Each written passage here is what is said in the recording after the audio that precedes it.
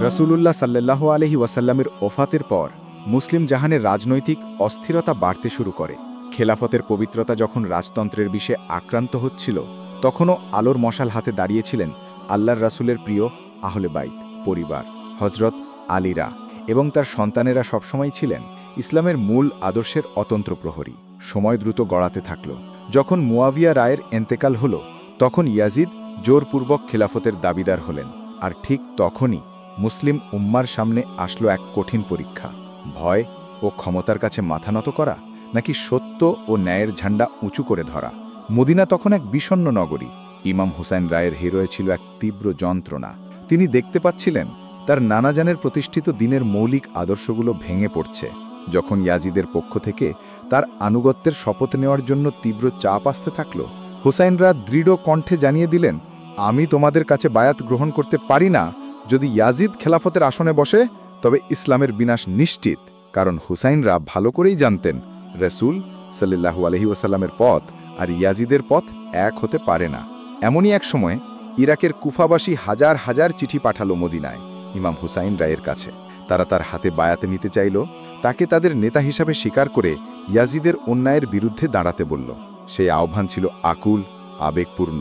হুসাইনরা বুঝতে পারছিলেন এই যাত্রা জীবনের শেষ যাত্রা হতে পারে, কিন্তু দিনের স্বার্থে তিনি স্থির করলেন সত্যের আহ্বানে সাড়া দিতেই হবে। তিনি তার স্ত্রী, বোন, সন্তান এবং কিছু ঘনিষ্ঠ সাথী নিয়ে মক্কার পথে পা বাড়ালেন। গন্তব্য ইরাকের কুফা। ইমাম হুসাইনরা জানতেন যে এটি কেবল একটি ভ্রমণ নয়, এটি সত্য ও মিথ্যার মধ্যে এক অনিবার্য সংঘর্ষের দিকে এগিয়ে যাওয়া। কুফার পথে তাকে বারংবার সাবধান করা হয়েছিল। তার চাচাতো ভাই মুসলিম ইবনে আকিলকে কুফায় পাঠিয়েছিলেন পরিস্থিতি বোঝার জন্য, কিন্তু বিশ্বাসঘাতকতার জালে তিনি একাকী শহীদ হয়ে যান। তবু ইমাম হুসাইনরা পিছপা হলেন না। হিজরি ৬১ সনের ২রা মহরম এক উন্মুক্ত রুক্ষ প্রান্তরে এসে হুসাইন রায়ের কাফেলা থামতে বাধ্য হল। ঘোড়াগুলো হঠাৎই যেন আর এক পাও এগোচ্ছিল না। তিনি জিজ্ঞেস করলেন, এই জায়গাটির নাম কি? কেউ একজন উত্তর দিল, কারবালা। কারবালা এই নামের মধ্যেই যেন লুকিয়েছিল এক মহা বিপর্যয়ের পূর্বাভাস। ইমাম হুসাইনরা সেখানেই তাঁবু ফেললেন। কিন্তু কুফাবাসীর হাজারো চিঠি পাঠানো সেই প্রতিশ্রুত সমর্থন আর এলো না। বরং উবাইদুল্লাহ ইবনে জিয়াদের নির্দেশে উমর ইবনে সাদ বিশাল ইয়াজিদ বাহিনী নিয়ে কারবালা ঘেরাও করে ফেলল। শুরু হল নির্মম অবরোধ। ৬ই মহররমের দিন ফোরাত নদীর জলপথ বন্ধ করে দেওয়া হলো। নদী তীরে বয়ে চলল জীবনদায়ী জল, আর নদীর মাত্র কয়েকশো গজ দূরে তাঁবুর ভেতরে নারী ও শিশুরা পিপাসায় কাতর হতে লাগল। হুসাইন রাদিয়াল্লাহু আনহু রাতের অন্ধকারে এক গভীর খনন কাজ করেও জলের কোনো উৎস পেলেন না। তিনি তার সঙ্গীদের দিকে তাকালেন, যারা ৩ দিন ধরে এক ফোঁটা জলও পান করেননি। কিন্তু তাদের চোখে কোনো ভয়ের চিহ্ন ছিল না, ছিল শুধু ঈমান ও ত্যাগের এক অফুরন্ত শক্তি। এই পরিস্থিতিতেও তিনি ইয়াজিদ বাহিনীর কাছে আত্মসমর্পণের চেয়ে শাহাদাতকেই শ্রেয় মনে করলেন। ৯ই মহররম রাতে ইমাম হুসাইন রাদিয়াল্লাহু আনহু তার সঙ্গীদের ডাকলেন। তিনি বললেন, তোমাদের ওপর থেকে আমার সমস্ত দায় মুক্তি তুলে নিলাম। ইয়াজিদ শুধু আমাকেই চায়। তোমরা চাইলে রাতের অন্ধকারে চলে যেতে পারো, আল্লাহ তোমাদের ক্ষমা করবেন। কিন্তু সেই মুষ্টিমেয় ৭২ জন সাহাবী, যারা জানতেন সামনে নিশ্চিত মৃত্যু অপেক্ষা করছে, তারা সমস্বরে বলে উঠলেন, ইয়া ইবনে রাসূলিল্লাহ, জীবন থাকতে আমরা আপনাকে একা ছেড়ে যাব না। এ যেন আল্লাহর পথে নিঃস্বার্থ ভালোবাসার এক জীবন্ত উদাহরণ। ১০ই মহররম, আশুরার সকাল। কারবালার আকাশ সেদিন গাঢ় হলুদ, বাতাস উষ্ণ, আর প্রতিটি মুহূর্ত অপেক্ষা করছে এক ভয়াল পরিণতির। ইমাম হুসাইন রাদিয়াল্লাহু আনহু তার সঙ্গীদের নিয়ে ফজরের নামাজ আদায় করলেন। তার চেহারা ছিল শান্ত, ঈমানী নূরে উজ্জ্বল। যুদ্ধের প্রস্তুতির আগে তিনি তার ঘোড়ায় চড়ে ইয়াজিদ বাহিনীর দিকে এগিয়ে গেলেন।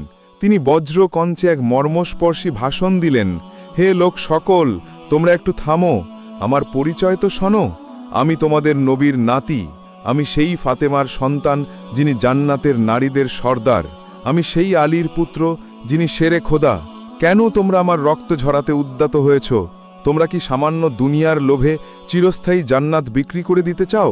ইতিহাস সাক্ষী, এই ভাষণ শুনেও সেই পাষাণ হৃদয়ের লোকেরা হাসতে থাকল। তাদের কানে প্রবেশ করল না রাসূল সাল্লাল্লাহু আলাইহি ওয়াসাল্লামের সেই ভালোবাসার বার্তা। ইয়াজিদ বাহিনী প্রস্তুত ছিল রক্ত ঝরাতে, আর হুসাইন রাদিয়াল্লাহু আনহুর সঙ্গীরা প্রস্তুত ছিলেন রক্ত দিতে। এরপর শুরু হলো সেই অসম যুদ্ধ। ইমাম হুসাইন রাদিয়াল্লাহু আনহুর সঙ্গীরা একের পর এক বীরের মতো শাহাদাত বরণ করতে লাগলেন। প্রথমে তার ভাইয়েরা, এরপর ভাতিজারা, তারপর সঙ্গীরা, এমনকি আলী আকবর রাদিয়াল্লাহু আনহু, যিনি দেখতে অনেকটা তার নানা রাসূল সাল্লাল্লাহু আলাইহি ওয়াসাল্লামের মতো ছিলেন, তিনিও শহীদ হলেন। এরপর এলো এক হৃদয়ে বিদারক মুহূর্ত। 6 মাসের দুধের শিশু আলী আসগার রাদিয়াল্লাহু আনহু, পিপাসায় অস্থির হয়ে গেছে শিশুটি।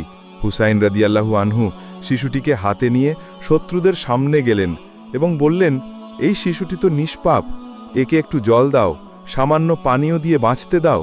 সেই পাষণ্ডরা পানির বদলে একটা তীর ছুঁড়ে মারল, যা শিশুটির গলা ভেদ করে গেল। শিশুটি হুসাইন রাদিয়াল্লাহু আনহুর কোলেই চিরতরে নীরব হয়ে গেল।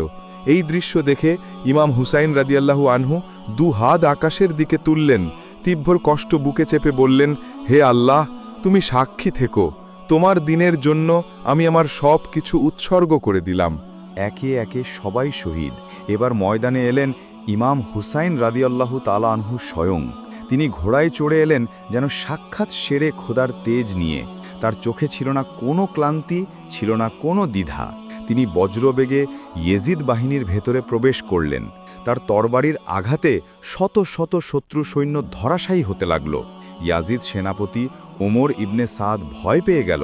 সে চিৎকার করে বলল, ওকে একা মোকাবেলা করার সাহস কারো নেই, তোমরা একসাথে আক্রমণ করো, ওর ঘোড়াকে কাবু করো।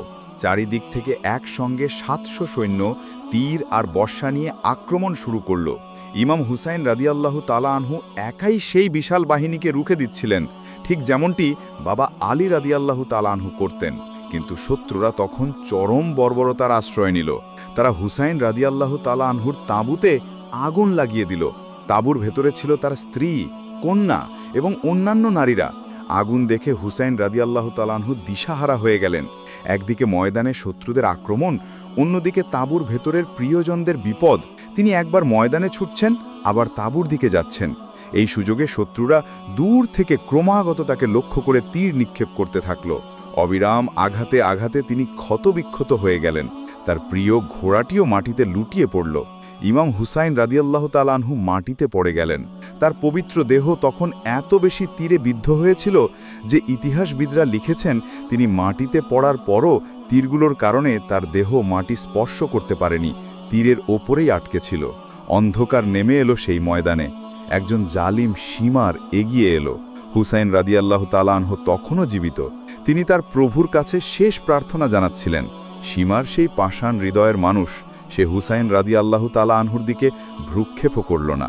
সে তার পবিত্র মস্তক দেহ থেকে আলাদা করল। এ যেন ইসলামের ইতিহাসে সবচেয়ে বড় বিচ্ছেদ। রাসূল সাল্লাল্লাহু আলাইহি ওয়াসাল্লামের আদরের নাতির মাথা। সঙ্গে সঙ্গে উল্লাস শুরু হলো সেই অভিশপ্ত বাহিনীর। কিন্তু কারবালার আকাশ, বাতাস আর মাটি যেন নিস্তব্ধ হয়ে গেল। শাহাদতের পর শুরু হলো চরম বর্বরতা। ইয়াজিদ বাহিনী তাঁবুতে লুটপাট শুরু করল। তারা নারীদের মাথা থেকে পর্দা ছিনিয়ে নিল। ছোট মেয়ে সাকিনা রাদিয়াল্লাহু তাআলা আনহার কান ছিঁড়ে কানের দুল খুলে নিল। আর তাদের বর্বরতা এখানেই থামেনি। তারা ইমাম হুসাইন রাদিয়াল্লাহু তাআলা আনহু এবং তার সাথীদের মাথাবিহীন পবিত্র লাশের উপর ঘোড়া দৌড়ালো। ক্ষতবিক্ষত দেহগুলো পাথরের আঘাতে আরও ছিন্নভিন্ন হয়ে গেল। এটি ছিল ক্ষমতার নেশায় অন্ধ এক জালিম শাসকের চরমতম নিষ্ঠুরতা। ইমাম হুসাইন রাদিয়াল্লাহু তাআলা আনহুর পবিত্র মস্তকটি বল্লমে গেথে উল্লাস করতে করতে কুফা ও দামেস্কের দিকে নিয়ে যাওয়া হলো। তার পরিবারের নারী ও শিশুদেরকে বন্দী করে নিয়ে যাওয়া হলো। এই দৃশ্য দেখে আকাশের ফেরেশতারাও ক্রন্দন করেছিল বলে বর্ণিত আছে। কারবালার এই মহাকাব্য শুধু ইতিহাসের একটি শোকাবহ ঘটনা নয়, এটি আমাদের শিখিয়ে যায় সত্যের পথে একা থাকা মানে পরাজিত হওয়া নয়, বরং তা হলো সর্বোচ্চ বিজয়।